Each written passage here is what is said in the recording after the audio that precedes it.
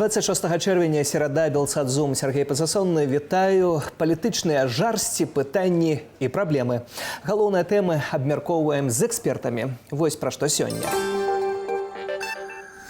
Валер Кавалеўскі сыходзіць з аб'яднанага пераходнага кабінету. Прычыны досыць агульныя і цьмяныя. Што з мяжой паміж Польшчай і Беларуссю? Варшава дэкларуе магчымасць закрыцця. Польскі прэзідэнт абмяркоўвае пытанне ў Пекіне. Кітай рэагуе. Міжнародны дзень падтрымання ахвяраў катавання. Тэма моцна актуальная для Беларусі. Валер Кавалеўскі склаў з сябе абавязкі намесніка кіраўніцы і прадстаўніка ў замежных справах у аб'яднаным пераходным кабінеце. Пра гэта палітык напісаў на сваёй старонцы ў Фэйсбуку.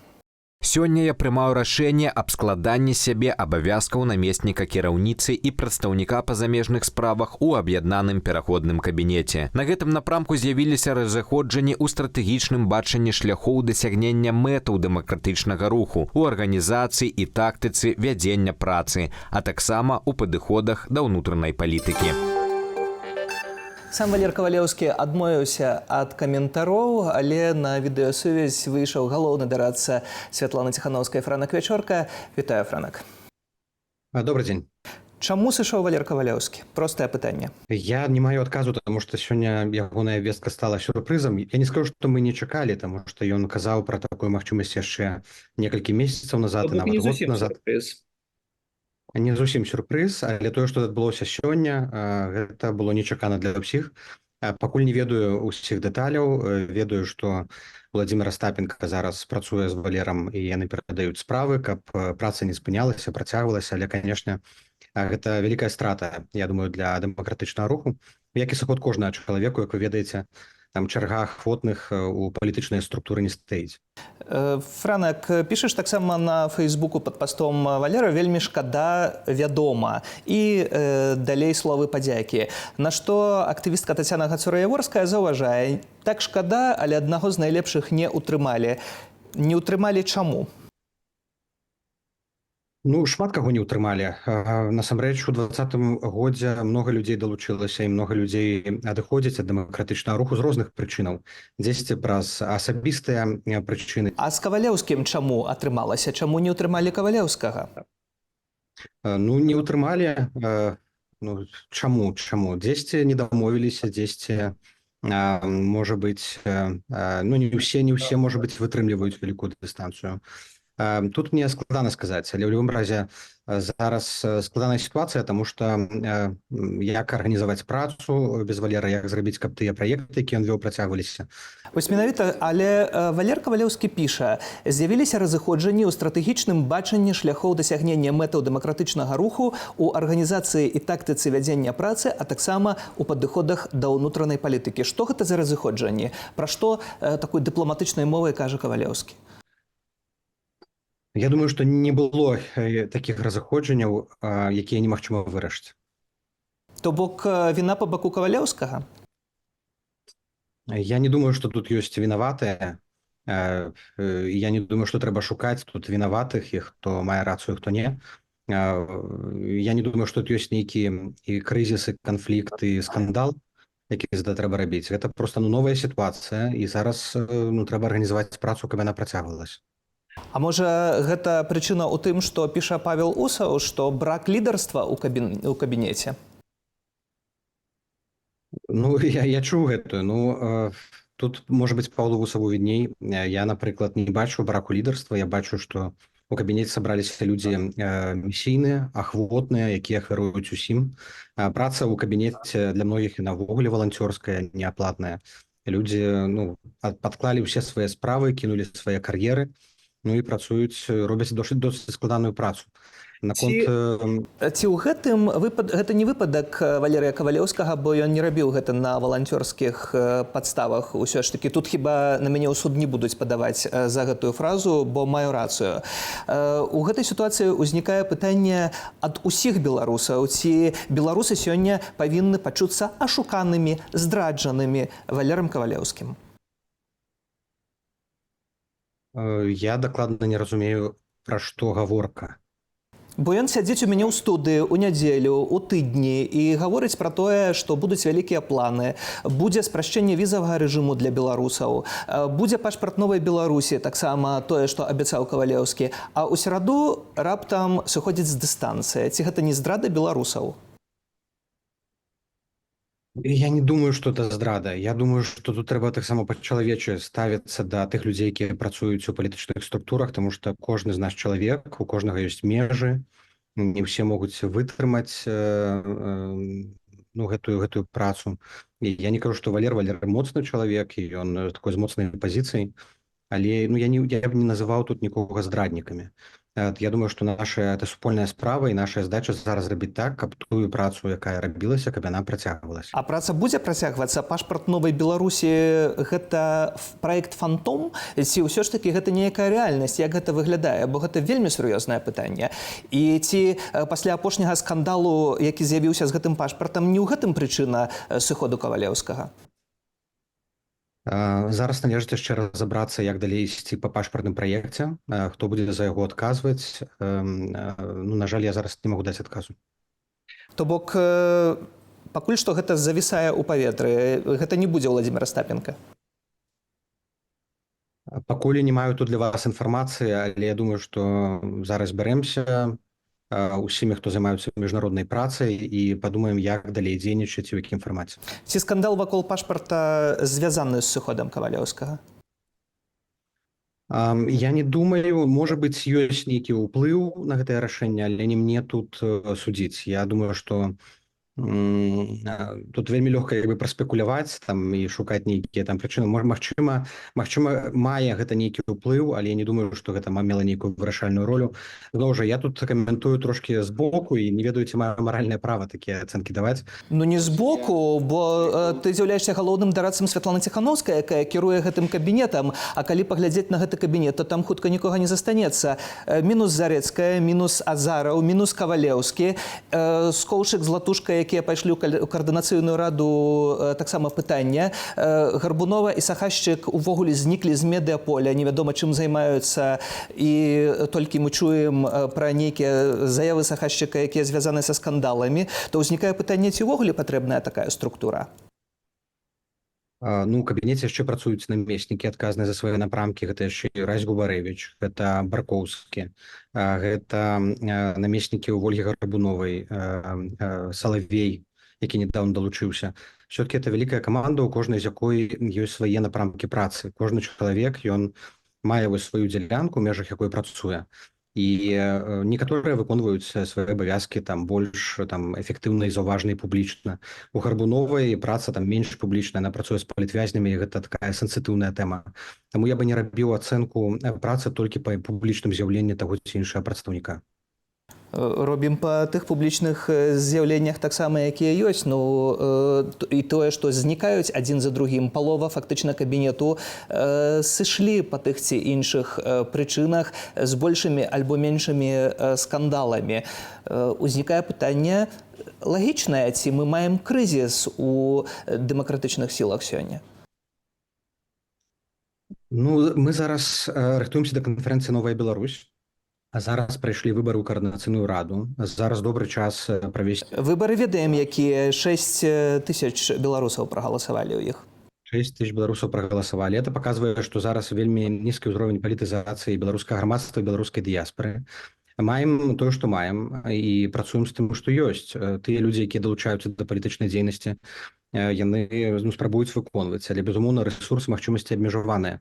Ці ёсць крызіс? Ёсць крызіс, конечно, рэсурсны, ёсць крызіс кадравы, ён перманентны, і за 4 гады ён нікуды не знікаў, ён перманентны. Вось як пачалася ўся справа ў 2020 годзе, так оно і застаецца. Мы жывем такім у рэжыме перманентнага крызісу і пастаяннага ціску і крымінальных справаў. Але сказаць, што зараз нешта драматычнае, што там паваліцца ўся наша праца, я не скажу. Гэта проста новыя выклікі, якія з'яўляюцца, іх трэба вырашаць і ісці далей.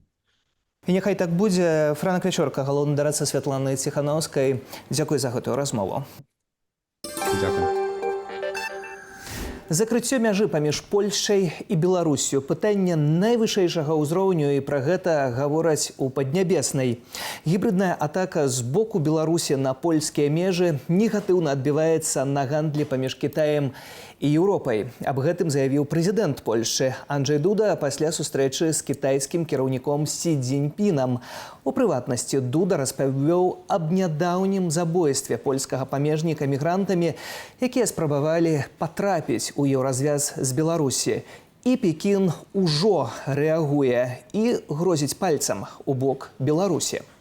Візіт кіраўніка Польшчы ў Кітаі супаў з афіцыйнай заяваю міністра замежных справаў гэтай краіны Радослава Сікорскага, што Варшава разглядае магчымасць цалкам закрыць межы з Беларуссю. Менавіта праз нашу краіну праходзіць адна з чыгуначных галінаў шаўковы шлях, якая звязвае Кітай і Еўропу. Пасля заявы Сікорскага у вонкава-палітычным ведамстве Беларусі заявілі, што гатовыя да дыялогу з Польшчаю. І пра гэтую тэму з экспертам у нееўрапейскіх цывілізацыях спадар Яўген Красулін на відэасувязі. Добрый дзень. Дзень добры. Спадар Яўген, тое, што мы назіраем у заявах прэзідэнта Польшчы Анджэя Дуды, гэта ратунак апошні ці блеф перад афіцыйным Менскам? Калі блеф, то вельмі паспяховы хіба, ці штосьці яшчэ? Ну, гледзячы, якія заявы Дуды тут маюцца на ўвазе. Пра тое, што магчымае закрыццё мяжы цалкам з Беларуссю, і Дуда ў Пекіне абвінавачвае ва ўсім, канешне ж, рэжым у Беларусі. Ну, што цалкам лягічна, так? Я думаю, усе пагадзяцца з гэтым. Калі паглядзець на паводзіны Польшчы, тут можна заўважыць, што яны сапраўды ўспрымаюць гэты крок перакрыццё межаў як самы крайні сродак вырашыць тыя праблемы, якія цяпер назапашыліся і працягваюць назапашвацца на гэтай мяжы. І тут Дуда, уласна кажучы, для Польшчы Кітай, як і шмат для якіх краін свету, гэта вельмі істотны партнер, эканамічны перш за ўсё. І зразумела, што менавіта ў гэтай краіне шмат у чым палягае, скажем так, шлях да вырашэння праблемы ва ўкраіне. Бо калі Кітай захоча праявіць волю, ён знойдзе рычагі ўздзеяння і на Пуціна, і на Лукашенка. А захоча Кітай знайсці? Вось гэта вельмі істотны момант. Гэта слушнае пытанне. Канечне, калі б усё было так проста ў жыцці, у тым ліку міжнародным, тады б не было б ніякіх праблемаў. Тут для Китая, канешне, таксама вельмі непростая сітуацыя. З аднаго боку, ён бачыць у гэтым канфлікце ва ўкраіне вялікую пагрозу для свайго праекту «Пояс-шлях». Уласна кажучы, Дуда на гэта і напірае. І тут сапраўды вельмі лёгка ў гэтым пераканацца, бо самы просты шлях, хуткі шлях кітайскіх тавараў ад Кітая да еўрапейскага звязу, які з'яўляецца бадай найбуйнейшым эканамічным партнерам Кітаю. Еўрапейскі звяз абыходзіць тут і Злучаныя Штаты Амерыкі па паказальніках. Ён пралягае па тэрыторыі Беларусі. Канешне, для Кітая вельмі істотна, каб мяжа паміж Беларусі і Польшчай была для гэтых тавараў, скажем так, не бетоннай сценкай. Гэта адно. А іншае, канешне, Кітай, відавочна, ён уходзіць усё больш у процістаянне з краінамі Захаду, з дэмакратычнымі краінамі, краінамі ліберальнай дэмакратыі. І тут ягоная зацікаўленасць у тым, каб, скажем так, даставіць найбольшую колькасць незручнасцяў гэтым самым краінам Захаду. Ці сапраўды Польшча магла б пайсці на закрыццё мяжы? Ці ўсё ж такі гэта малаверагодна? Як крайні сродак, я думаю, так. Яна б магла гэта зрабіць хаця б на некаторы час. Не думаю, што на вялікі час, бо гэта страты і для Польшчы, і для еўрапейскага звязу ў цэлым. Но тым не менш, як дэманстрацыя, ведаеце, як такі страйк, які папярэднічае нейкім больш істотным дзеяннем. Вось Польша могла б на гэта пайсці, хоць зноўку гэта даволі рызыкоўная для яе сітуацыя. Таму яна хутчэй перакрые шлях для, скажем так, грамадзянаў, як вось такі сігнал, што вось мы можам. Толькі гэта для грамадзянаў перакрыць мяжу гэта сігнал для грамадзянаў, а не для рэжыму ў Менску, пра што кажуць беларускія апазіцыйныя палітыкі. Спадару Еўген. Згодзен тут цалкам. Но зноўку трэба ўсё ж такі звяртаць увагу, што набор інструментаў тут абмежаваны. І вось менавіта як папярэдняя акцыя, такое дзеянне, як спыненне транзіту грамадзянаў, гэта можа быць.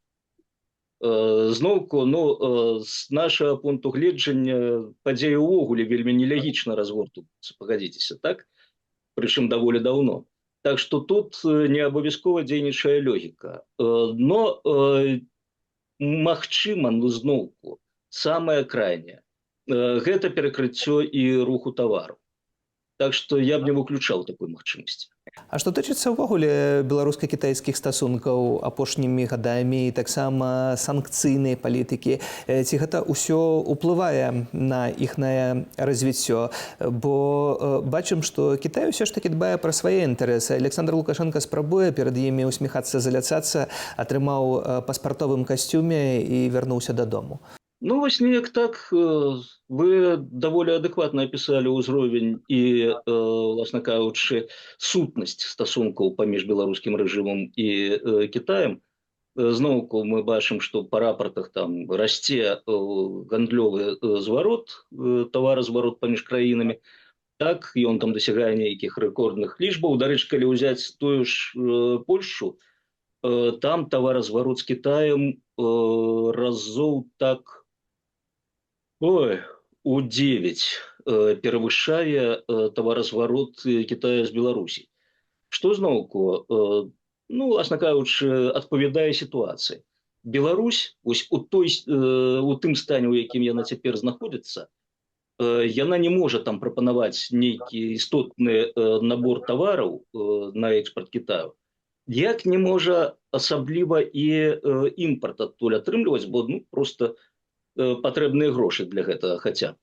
Яна магла б адыгрываць і адыгрывае вось гэтую істотную ролю як тэрыторыя, праз якую пралягае адзін з калідораў ініцыятывы «Пояс-шлях», улічваючы сітуацыю на заходняй мяжы Беларусі, улічваючы санкцыі, улічваючы зноўку санкцыі супраць паветраных перавознікаў беларускіх. Для Кітая гэты інтарэс значна зніжаецца, дакладней ён абцяжарваецца. І тут застаецца хаця б рабіць добрую міну пры дрэннай гульні, калі ідуць інвестыцыі ў разнастайныя сацыяльныя праекты, кшталту там стадыён нацыянальны, кшталту басейн, так, спартовы вялікі. Вось што, якія эканамічныя выгады гэта нясе, напрыклад, Беларусі. Як любыя сацыяльныя праекты, гэта вельмі далёкая перспектыва гэтых выгадаў, калі яна ўвогуле ёсць. Пакуль гэта страты, пакуль гэта рост запазычанасці Беларусі перад Кітаем, якая ўжо даволі вялікая. Так што тут не эканоміка, а палітыка, перш за ўсё. Рэжыму Лукашэнкі патрэбна нейкая легітымнасць на міжнароднай арэне. Вось Кітай, ён згодзін прымаць там Лукашэнку па 1-2 разы перад ежай у сэнсе ў год. І ў выніку, усім так добра. Кітай незалежную палітыку ад захаду праводзіць, Лукашенка мае хоць нейкую шчылінку, праз якую прасачыцца там за мяжу і прадэманстраваць, які ён запытаны і актыўны палітык. Вось, астатняя перспектыва даволі змрочная. Я б казаў, што тыя адносіны, якія цяпер існуюць паміж Беларусі і Кітаем, яны хворыя. Дзеля таго, каб іх саніраваць, зрабіць больш здаровымі, тут трэба мяняць, як казаў той сантэхнік, усю сістэму.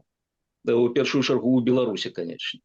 Вось зменіцца, з'явіцца магчымасць для развіцця эканамічнага ў Беларусі, развіцця палітычнага, развіцця сацыяльнага, тады гэтыя стасункі будуць хаця б на ўзроўні як з Польшчай.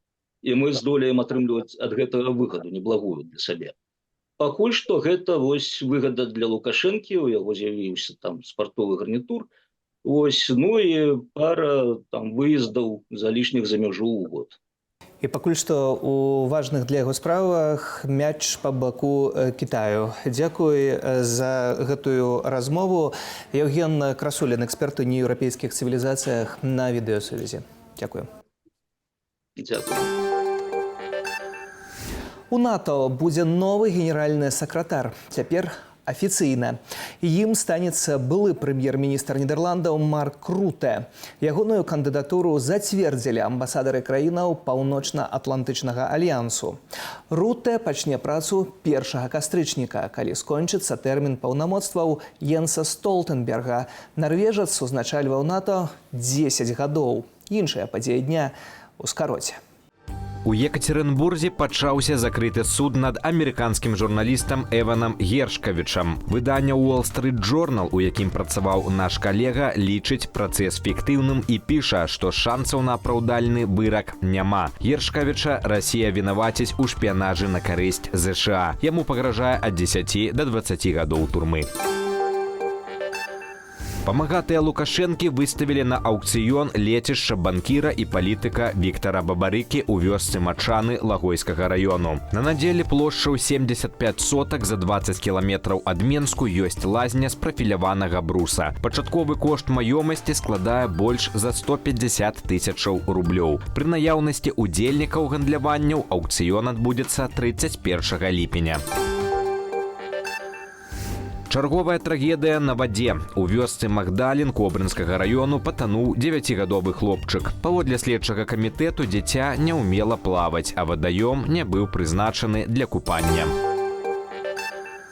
Заснавальнік Wikileaksу Джуліян Асанж выйшаў на волю, а справу супраць яго афіцыйна спынілі. З 2010 года яго пераследавалі за публікацыю дакументаў пра ваенныя злачынствы ЗША. За гэта журналісту пагражала 175 гадоў турмы. Асанж заключыў угоду з ведамствам юстыцыі ЗША, дзякуючы чаму і выйшаў на волю. Журналіст прызнаў сябе вінаватым і плануе эміграваць у Аўстралію. Пераслед, катаванні, смерць. Тое, што беларускія палітвязні спазнаюць асабіста. У лукашэнкаўскіх турмах палітычных вязняў могуць быць нават тысячы. А сёння свет адзначае міжнародны дзень у падтрымку ахвяраў катаванняў. Тыя, хто выходзяць з лукашэнкаўскіх катоўняў, таксама патрабуюць псіхалагічнай дапамогі. Пра гэта нашаму тэлеканалу распавяла траўматэрапеўтка з Нямецчыны Имка Хансен. Можно их поддержать. Есть очень много возможностей поддержать людей, которые пережили пытки. И первое, надо понимать характер травмы. Да?